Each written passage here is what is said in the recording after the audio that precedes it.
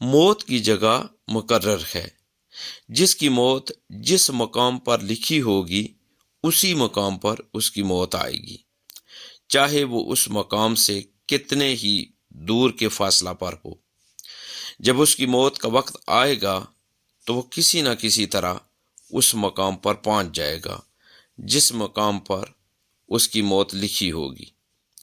ابن ابی شیبہ نے مصنف میں حضرت خیثمہ بن عبد الرحمن رضی اللہ تعالی عنہ سے روایت کی کہ ایک مرتبہ حضرت ملک الموت علیہ السلام سیدنا حضرت سلیمان علیہ نبینا و علیہ الصلاۃ والسلام کی بارگاہ میں موجود تھے، اور آپ کے ساتھیوں میں سے ایک شخص کو گور کر دیکھنے لگے۔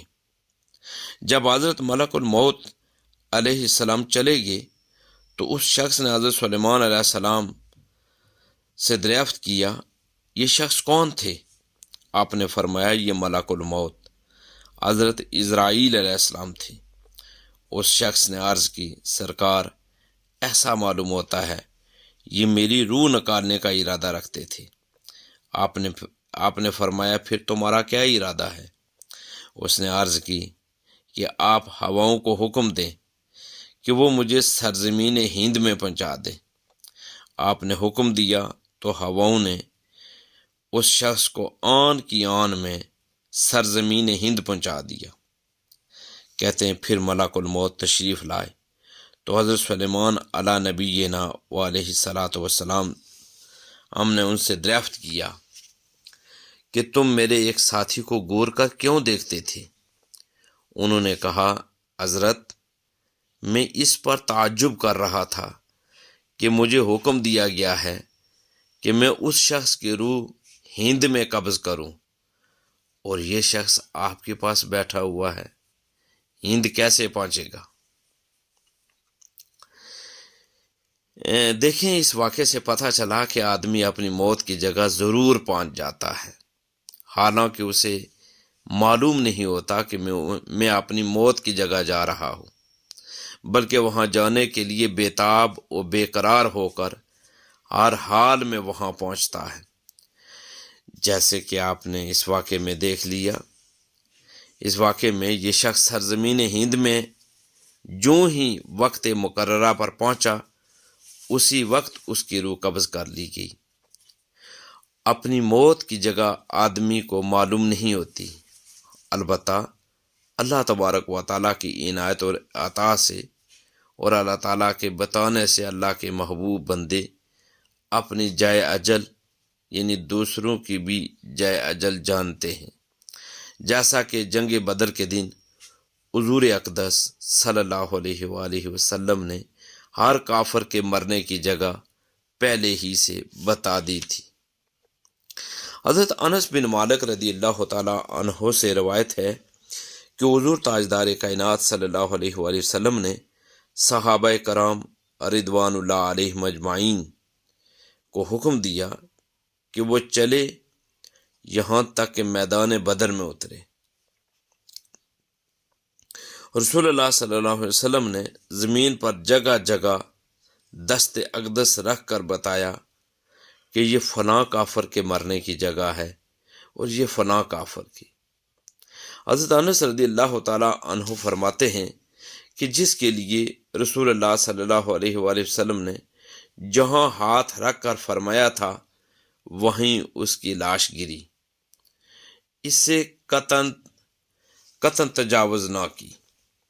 امیر المومنین سیدنا عمر فاروق رضی اللہ تعالی عنہ سے روایت ہے کہ قسم ہے اس کی جس نے حضور صلی اللہ علیہ وسلم کو حق کے ساتھ بھیجا، جو حدیں رسول اللہ صلی اللہ علیہ وآلہ وسلم نے ان کے لیے مقرر فرمائی تھیں، کسی نے اس حد سے تجاوز نہ کیا۔ ایک سوال ہے کہ انسان موت سے کیوں ڈرتا ہے، جب یہ حقیقت مسلم ہے کہ ایک نہ ایک دن ضرور مرنا ہے اور موت ٹالے سے ٹل نہیں سکتی، پھر بھی انسان موت سے کیوں ڈرتا ہے؟ اس کی کئی وجوہ ہیں۔ سب سے پہلی عام وجہ یہ ہے کہ انسان دنیاوی لذتوں میں اتنا منہمک ہے کہ اسے دنیا کے عیش و عشرت میں زیادہ سے زیادہ لطف لینے کی خواہش رہتی ہے۔ عالی شان مکان ہے، کافی مال و دولت جمع ہے، آرام و آسائش سے زندگی بسر ہو رہی ہے، ہر قسم کی آسودگی ہے، ہر طرح کا چین میسر ہے۔ ان کو چھوڑ کر اور اپنے اہل و عیال سے بچھڑ کر قبر کی اندھیری کوٹھری میں جانے کا جی نہیں چاہتا۔ قبر کی سختیاں اور عذاب کیسے جھیل سکوں گا؟ نہ کوئی مونس و مددگار ہوگا، کیا حال ہوگا؟ ان خیالات سے وہ ایسا بزدل بن جاتا ہے کہ لفظ موت سنتے ہی اس کے رونگٹے کھڑے ہو جاتے ہیں، اور موت کا تصور ہی اس کے لیے وبال جان بن جاتا ہے۔ لیکن مومن کے لیے موت دنیا کی زندگی سے بہتر ہے۔ کچھ احادیث کریمہ اور اقوال ائمہ اس بارے میں ہماری رہنمائی کرتی ہے۔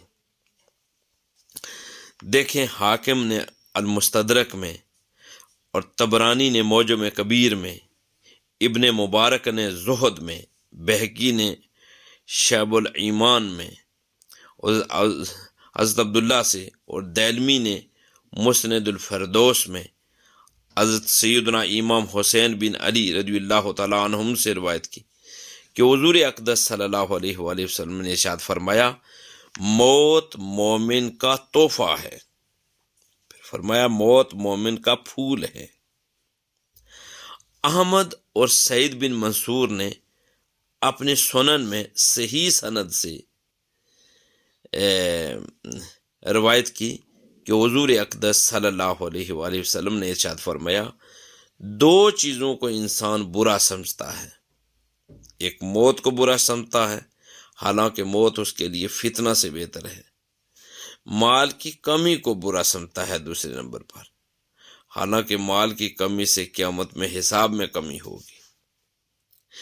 امام بہقی رحمۃ اللہ علیہ نے شعب الایمان میں حضرت زرعہ بن عبداللہ سے روایت کی کہ حضور تاجدار کائنات صلی اللہ علیہ وآلہ وسلم نے ارشاد فرمایا کہ انسان اپنے لیے زندگی کو بہتر سمجھتا ہے،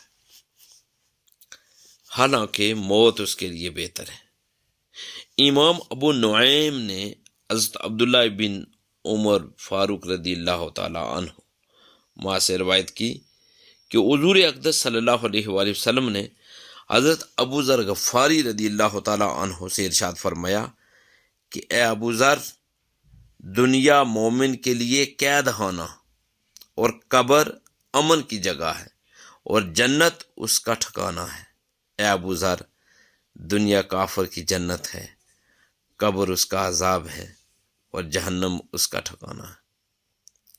ابن ابی شیبہ نے حضرت طاؤس رضی اللہ تعالیٰ عنہ سے روایت کی کہ مومن کے دین کو کوئی چیز نہیں بچا سکتی سوائے موت کے گڑھے کی۔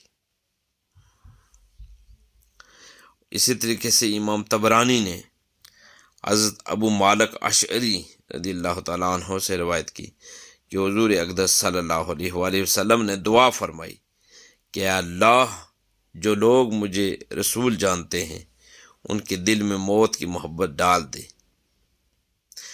پھر یہ ترغیب میں حضرت انس بن مالک رضی اللہ تعالیٰ عنہ کی روایت میں ہے کہ حضور اقدس رحمت عالم صلی اللہ علیہ وآلہ وسلم نے ان سے فرمایا کہ اگر تم میری وصیت یاد رکھو تو یہ کہ موت سے زیادہ پسندیدہ چیز تمہارے نزدیک کوئی نہ ہو۔ دیکھیں، یہ وہ احادیث مبارکہ ہیں جو ہماری رہنمائی کر رہی ہیں۔ کچھ علماء کرام کے اقوال بھی ہیں، ائمہ کے بھی ہیں۔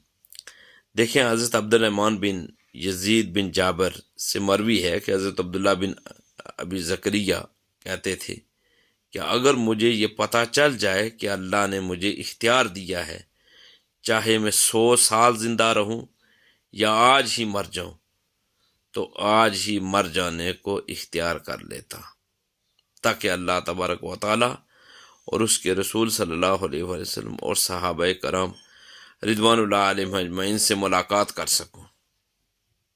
اسی طریقے سے ابن ابی دنیا نے حضرت سفیان رضی اللہ تعالیٰ عنہ سے روایت کی کہ موت عابد کے لیے راحت ہے۔ حضرت حبان بن اسود نے کہا کہ موت ایک پل ہے جو ایک دوست کو دوسرے دوست سے ملانے کا ذریعہ ہے۔ ابن ابی دنیا نے حضرت صفوان بن سلیم سے روایت کیا کہ موت دنیا کی تکالیف سے راحت دیتی ہے، اگرچہ خود اس میں تکالیف ہیں۔ ہمیں چاہیے کہ ہم ایسے اعمال کرنے کی پوری صحیح اور کوشش کریں کہ جن سے اللہ تبارک و تعالیٰ اور اللہ تبارک و تعالیٰ کے حبیب راضی ہو جائیں۔ دنیا کی پریشانیاں ہماری ختم ہو سکتی ہیں، آخرت کی کامیابیاں ہم سمیٹ سکتے ہیں اگر ہم چند ایک چیزوں پر اگر عمل کریں۔ سخت مشکل پریشانی میں ہمیں قرآن کی طرف رجوع کرنا چاہیے، حدیث پاک کی طرف اور دین اسلام کی سنہری تعلیمات کی طرف رجوع کرنا چاہیے۔ دیکھیں، سخت مشکل پریشانی میں یہ کلمہ پڑھ لو تو فوراً وہ پریشانی اور مشکل حالات ختم ہو جاتے ہیں، اور یہ آزمایا ہوا ہے۔ وہ کون سا جملہ ہے؟ وہ حضرت یونس علیہ السلام کی دعا ہے جو سورہ انبیاء آیت نمبر 87 میں ہے۔ فرمایا لا الہ الا انت سبحانک انی کنت من الظالمین۔ یہ اذکار قرآن مجید فرقان حمید میں بھی ہیں اور حدیث میں ان کی فضیلت بھی ہے۔ اللہ تبارک و تعالیٰ کی بارگاہ میں دعا ہے کہ اللہ تبارک و تعالیٰ ہمیں زیادہ سے زیادہ علم دین سیکھنے اور اس علم کے مطابق زندگی گزارنے کی توفیق اور ہمت عطا فرمائے۔ دین کی بات پھیلانا صدقہ جاریہ ہے، ثواب کی نیت سے ویڈیو کو شیئر ضرور کیجیے۔ جزاک اللہ۔